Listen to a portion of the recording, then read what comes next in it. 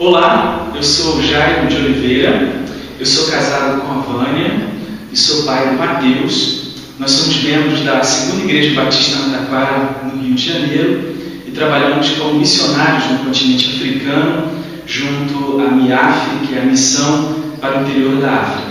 Nessa oportunidade, eu gostaria de compartilhar um pouco com vocês sobre o nosso processo de preparação, chegar ao campo, enfim, sobre o nosso ministério ao longo dos últimos anos.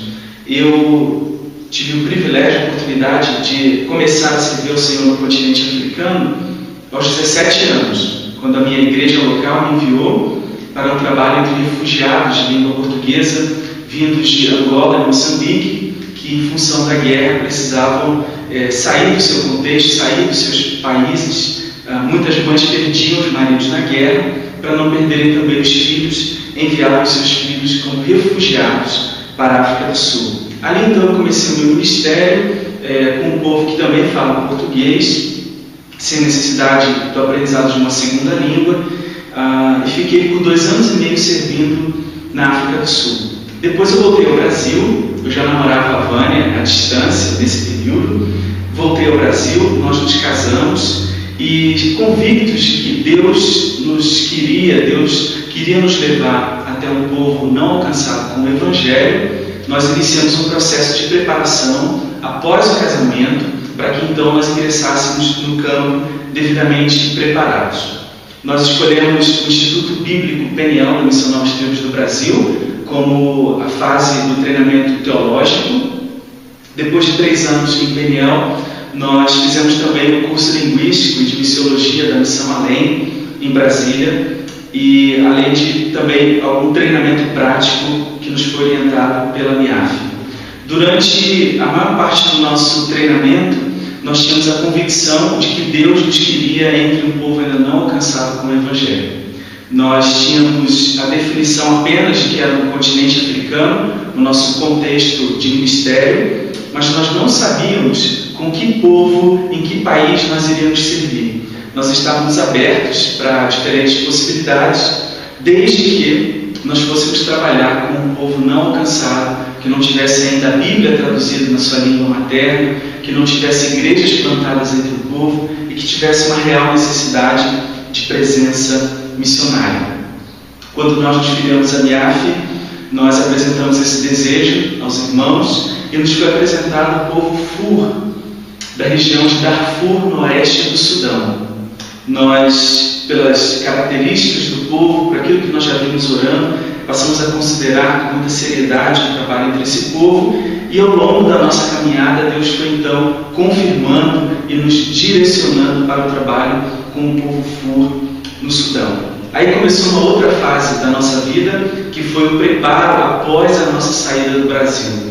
Para alcançar o povo Fur com o Evangelho na sua língua materna, nós teríamos que aprender 3 línguas. Nós tínhamos que primeiro aprender o inglês, porque seria a partir do inglês que nós falaríamos o árabe, ou aprenderíamos o árabe, que é a língua oficial do Sudão, e depois nós teríamos que aprender o árabe, porque seria a partir do árabe que nós iríamos aprender a língua Fur, a língua materna do povo. Finalmente, então, nós teríamos que aprender a língua Fur, a fim de comunicar o Evangelho na língua do povo, na língua que eles falam ao coração. Então nós saímos do Brasil em janeiro de 2005, passamos 1 ano na África do Sul, aprendendo inglês, estudando numa escola de inglês na África do Sul e, ao mesmo tempo, trabalhando, desenvolvendo ministério ali com angolanos e moçambicanos. Depois de um ano na África do Sul, nós então prosseguimos no nosso desejo, desafio de alcançar o povo Fur com o Evangelho. Nós nos mudamos para o Quênia.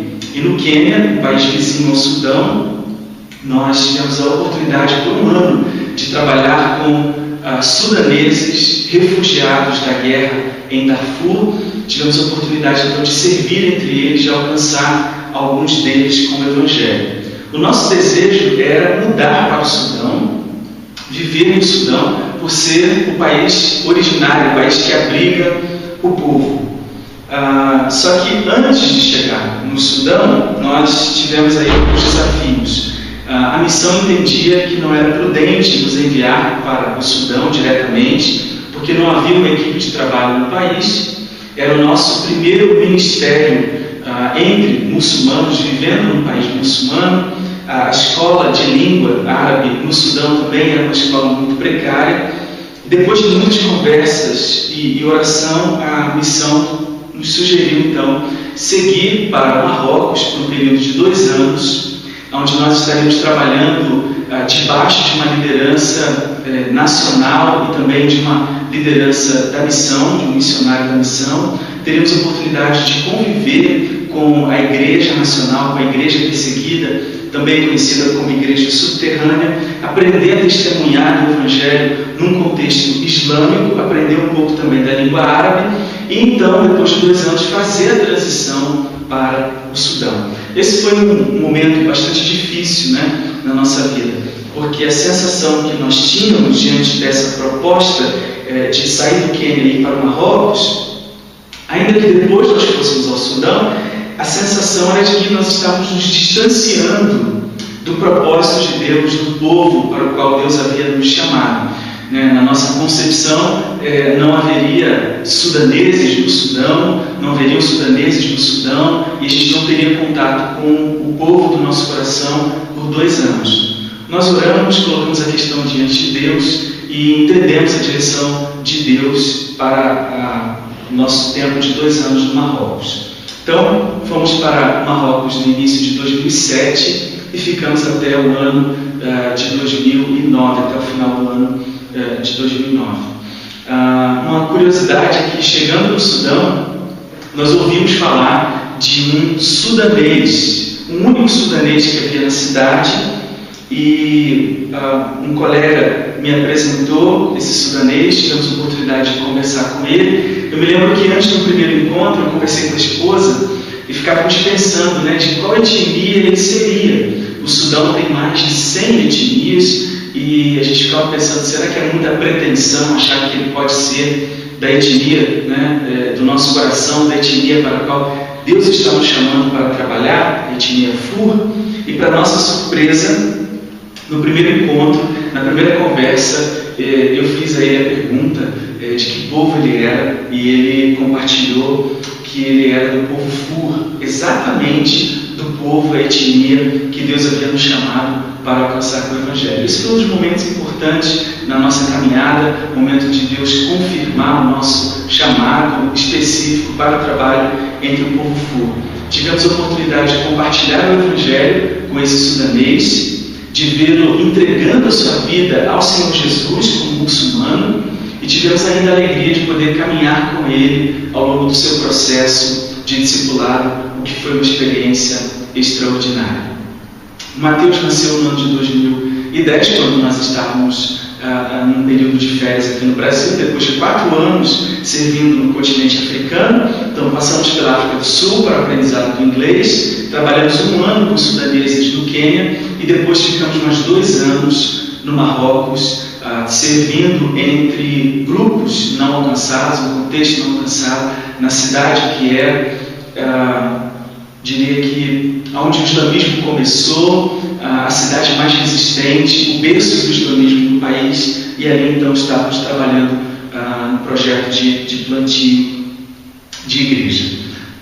Mateus nasceu quando nós já tínhamos 10 anos de casados, eu tenho 34 anos, 13 anos de casado, e o nascimento dele, nesse período, depois de 10 anos de casado, foi em função de todas essas transições pelas quais nós estávamos passando. No início do treinamento, nós imaginávamos que a vinda de filhos poderia comprometer o nosso treinamento, o nosso aprendizado, o nosso preparo. E depois essa transição de países, 1 ano aqui, outro ano ali, 2 anos acolá, então isso também complicou um pouco a vinda do nosso primeiro filho, mas nós entendemos que foi no tempo de Deus.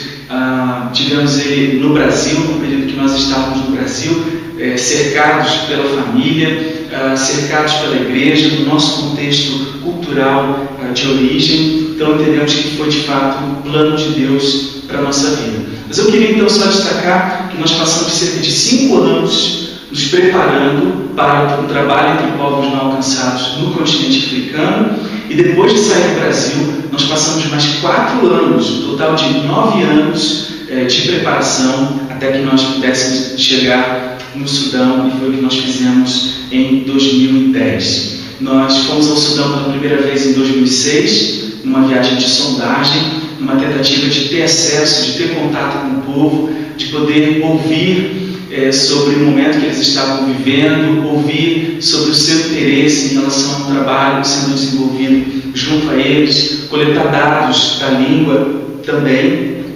Depois nós voltamos em 2008 para uma segunda visita, para uma temporada lá no Sudão, e em 2010 então nós iniciamos o nosso tempo de ministério naquele país, junto da MIAF, agora com uma equipe. Deus nos deu a graça de sermos líderes dessa equipe, tendo um outro casal de brasileiros também interessados em trabalhar com o mesmo povo. Então, quando nós chegamos no Sudão em 2010, percebemos o quanto esse tempo de preparo, apesar de difícil, de envolver todas essas questões de transição, aprendizado de mais de uma língua, porém, todo esse processo foi de fato muito importante para nós chegarmos no Sudão e conseguirmos estabelecer a nossa tenda entre o povo e poder viver entre eles. O Sudão é um país que está debaixo de sanções internacionais, é um país que é o único país do mundo que tem o seu presidente procurado pelo Tribunal Penal Internacional.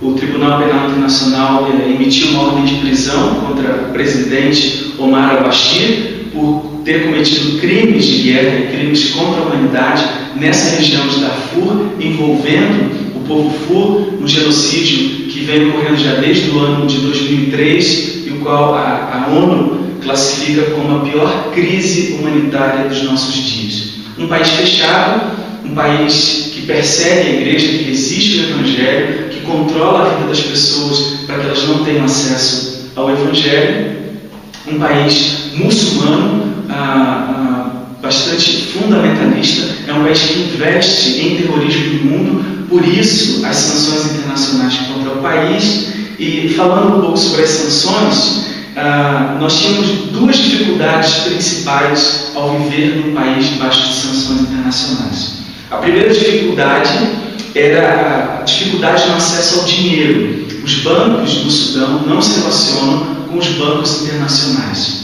Então, isso significa que você não consegue ir até um caixa eletrônico e sacar dinheiro. Isso significa que você não consegue utilizar o seu cartão de crédito no comércio local. Então, o acesso ao dinheiro era um grande desafio. Algumas vezes tivemos que deixar o país, ir até um país próximo para sacar dinheiro, então retornar. Outras vezes tivemos a ajuda de colegas que vieram ao país e nos trouxeram então recursos, nos trouxeram dinheiro. Uma outra área de desafio é o controle que o governo exerce sobre a internet e também a dificuldade no acesso à internet por causa das sanções internacionais. Por causa das sanções, empresas como Apple, Google não estão autorizadas a fornecer os seus serviços para o território sudanês ou em território sudanês. Então isso significa que você não consegue baixar nenhum programa, nenhum aplicativo dessas empresas, da Apple, da Google, por exemplo, e de muitas outras, além do controle que o governo exerce no uso da internet. Então toda a nossa comunicação com o Brasil, com os mantenedores, com os correspondentes, com a igreja, com a missão, era uma comunicação muito cuidadosa. Nós usávamos algumas ferramentas, inclusive alguns programas para tentar fazer uma comunicação segura, mas era sempre com muitas restrições, com muito cuidado, a fim de nós não nos colocarmos em situações de perigo e até mesmo não colocarmos a vida dos nossos colegas ou dos nacionais em perigo. Trabalhar num país fechado é um grande desafio, ainda mais quando esse país está vivendo momentos, situações de guerra civil. Nós não podemos entrar em países fechados como missionários, então a gente tem que ter uma outra atividade, alguma outra profissão, E no meu caso, o futebol foi a porta de entrada no Sudão. Eu fiz um curso na Federação Paulista de Futebol, me filiei à federação e tenho uma credencial para trabalhar como treinador de futebol, tanto no Brasil quanto fora do Brasil. O nosso objetivo ali era montar uma empresa na área de investimento esportivo, onde nós iríamos abrir uma escolinha de futebol e fazer um trabalho de base que não existe no país, mantendo uma parceria com os clubes locais. Nós iríamos preparar as crianças, os adolescentes para se tornarem futuros profissionais, jogadores profissionais de futebol, e depois então enviaríamos esses atletas para os clubes locais. Há dois principais times no Sudão. O futebol é paixão nacional, como é também no Brasil. Então, a porta de entrada foi a questão do futebol, era isso que justificava a nossa presença no país, nos trazia algum prestígio, portas abertas, e chegando então em Khartoum, na capital do Sudão, o nosso desejo era ter contato com o povo Fur. Khartoum abriga o maior campo de refugiados do povo Fur fora da região de Darfur. Então, Darfur está em guerra, há campos de refugiados naquela região, mas há campos de refugiados também em outras cidades do Sudão e até mesmo fora do Sudão, como o campo de refugiados no norte do Quênia, chamado Kakuma. Nós tínhamos acesso a esse campo de refugiados e ali desenvolvemos relacionamentos e participamos de um trabalho de estudo bíblico nos lares, onde nós compartilhávamos o Evangelho com o povo Fur. Por uma questão de segurança, nós não cantávamos, nós não podíamos cantar, porque senão os vizinhos iriam ouvir e perceber e nos identificar como um grupo que estava ali desenvolvendo alguma atividade religiosa. O que nós fazíamos era ler as Escrituras, compartilhar as Escrituras uns com os outros e interceder pela vida do povo, interceder pela vida daqueles que estavam ali sendo alcançados com o Evangelho. Depois de algumas visitas ao campo de refugiados, isso despertou a curiosidade da polícia, e a polícia então começou a pressionar os nacionais, a pressionar o povo para saber por qual razão estrangeiros estavam indo ao campo de refugiados visitá-los. Nós mudamos então uma estratégia e, em vez de ir ao campo de refugiados, compartilhar o Evangelho com eles passaram então a vir à nossa casa e nós os recebíamos na nossa casa e compartilhávamos ali com o Evangelho, o mesmo modelo, lendo as Escrituras, orando, mas sempre evitando adoração, louvor, músicas, porque isso poderia nos colocar em dificuldade. A polícia está sempre atenta e sempre tentando identificar qualquer atividade de pregação no Evangelho. Em função disso, nós recebemos visitas da polícia em casa também, e pelo menos uma oportunidade em que eles coletaram número de passaporte, número de telefone, queriam saber qual era a instituição que estava nos dando o visto. Então, a gente trabalha com todas essas questões de segurança, todos esses cuidados que precisamos ter para não nos colocarmos em situações de risco ou mesmo colocar outras pessoas em situação de risco. Como equipe, nós nos reuníamos todas as semanas. Cada reunião tinha uma ênfase diferente. Numa quarta-feira, nós nos reuníamos numa reunião de oração. Na semana seguinte, então, nós nos reuníamos na quinta-feira, sempre em dias diferentes. Nós nunca nos reuníamos 2 semanas seguidas no mesmo local, no mesmo horário e no mesmo dia da semana, para evitar que a polícia e as autoridades locais pudessem observar que nós estávamos ali criando um hábito, sempre nos reunindo no mesmo lugar, no mesmo horário. Então, numa quarta-feira nos reunimos para oração, na outra quarta-feira nós nos reuníamos, ou na quinta-feira seguinte, na verdade, nós nos reuníamos para discutir questões da equipe, questões do trabalho, do nosso dia a dia. Aí, na outra semana, nós nos reuníamos na quarta-feira agora, novamente, depois de ter intercalado por uma quinta-feira, nós nos reuníamos para discutir questões de desenvolvimento pessoal. Nós estudávamos artigos, às vezes líamos capítulos de livros que estavam relacionados com o nosso trabalho, com o ministério entre muçulmanos, e então, como equipe, nós discutíamos nesse dia o que nós chamávamos de reunião de desenvolvimento pessoal. E por último, na semana seguinte, então, agora, numa quinta-feira, nós nos reunimos para termos um tempo de diversão. Às vezes assistíamos um filme, outras vezes nos envolvíamos em jogos. Então, nós tínhamos essas 4 reuniões mensais, cada reunião com uma ênfase diferente, e nós, como equipe, entendemos que era bastante positivo, eficaz, frutífero para nós, como equipe, ter essas reuniões com essas ênfases, e também sempre observando esse cuidado de não nos reunirmos de maneira consecutiva no mesmo lugar, no mesmo horário e também no mesmo dia da semana. Na nossa equipe nós tínhamos pessoas de diferentes nacionalidades, 2 famílias de brasileiros, uma família de canadenses e um australiano, um solteiro australiano.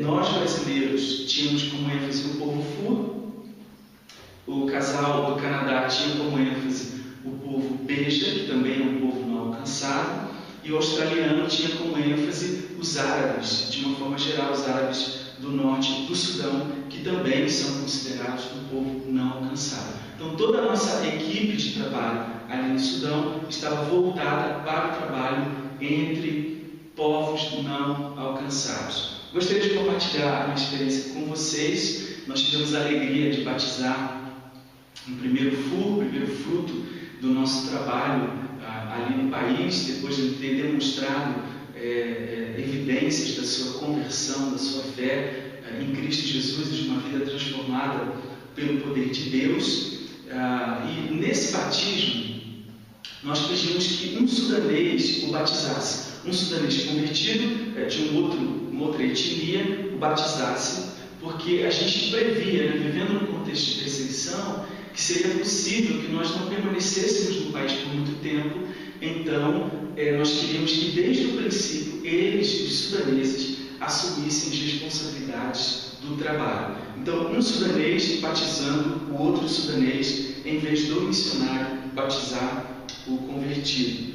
Na reunião seguinte, nós celebramos ali uma cerimônia de lava-pés, e foi uma oportunidade de nós nos ajoelharmos diante deles, de lavarmos os seus pés e de termos também os nossos pés lavados por eles, uma demonstração de que Jesus nos chamou para uma vida de serviço, de que nós não fomos chamados para sermos servidos, mas fomos chamados para servir uns aos outros. E nós tínhamos 2 mulheres, 2 meninas no nosso grupo de estudo.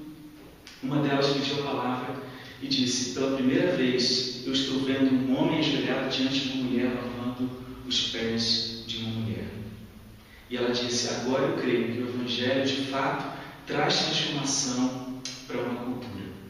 Então, aquele rapaz que havia sido batizado era quem estava lavando os seus pés, e agora essa mulher olha para ele, olha para aquele gesto e identifica que aquele é um sinal de transformação do Evangelho na sua cultura. Louvado seja Deus. Por isso, Deus nos deu outros resultados empolgantes, extraordinários no nosso trabalho ali no Sudão. No entanto, no ano passado, a partir do segundo semestre do ano passado, o meu filho começou a ter problemas de saúde. Mateus, com cerca de 3 anos, ele começou a desenvolver problemas, crises muito fortes de bronquite, que sugeriam para nós que eram crises alérgicas. Nós levamos ele no médico nacional e começamos ali um tratamento, uma tentativa de prevenir essas crises, mas as crises foram aumentando. Infelizmente, por falta de recursos, nós não tínhamos como diagnosticar de fato o que estava acontecendo.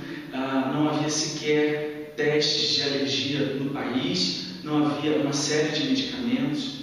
até que Mateus ficou internado.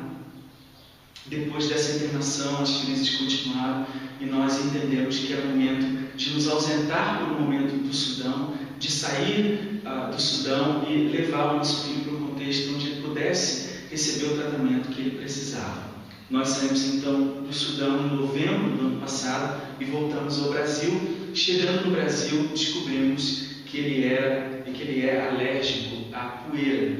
Nós vivíamos muito próximos do deserto do Saara e sempre que haviam ocorrências de ventania, nós tínhamos também ocorrências de tempestades de areia. Então, tempestades de areia que muitas vezes paravam o trânsito, que enchia a casa mesmo de poeira, de areia. E o Mateus então iniciou um tratamento aqui no Brasil. Quando nós saímos do Sudão, nós estávamos assim um pouco entristecidos. Eu compartilhei, né, que levamos 8 anos até chegar, 9 anos até chegar no Sudão, e depois de 2 anos e meio servindo entre o povo, nos sentimos forçados a ter que deixar o país, pelo menos por algum período, algo que a gente não havia planejado. Porém, como pais, essa é a nossa responsabilidade, cuidar da saúde do nosso filho, e voltamos ao Brasil. 1 mês depois da nossa saída do Sudão, toda a nossa equipe que havia permanecido no país foi expulsa. Não apenas a nossa equipe, os missionários da MIAF, mas também os missionários da Junta de Missões Mundiais. Cerca de 200 estrangeiros ao todo foram expulsos do país num levante, numa campanha de perseguição por parte do governo para expulsar missionários estrangeiros que estavam no país. Então nós entendemos que a saída do Sudão no mês de novembro foi o propósito de Deus para as nossas vidas. Deus estava nos livrando de sermos expulsos, e a grande questão não é o livramento da expulsão em si, mas é o fato de nós não termos recebido no nosso passaporte um carimbo da imigração sudanesa, então nos expulsando do país, cancelando o nosso visto. O fato de nós não termos sido expulsos sugere para nós a possibilidade de um retorno futuro ao Sudão. Cremos que as portas não estão fechadas para nós e que em algum momento no futuro Deus vai nos dar a oportunidade de retornar ao Sudão e de poder dar continuidade ao nosso trabalho ali no país.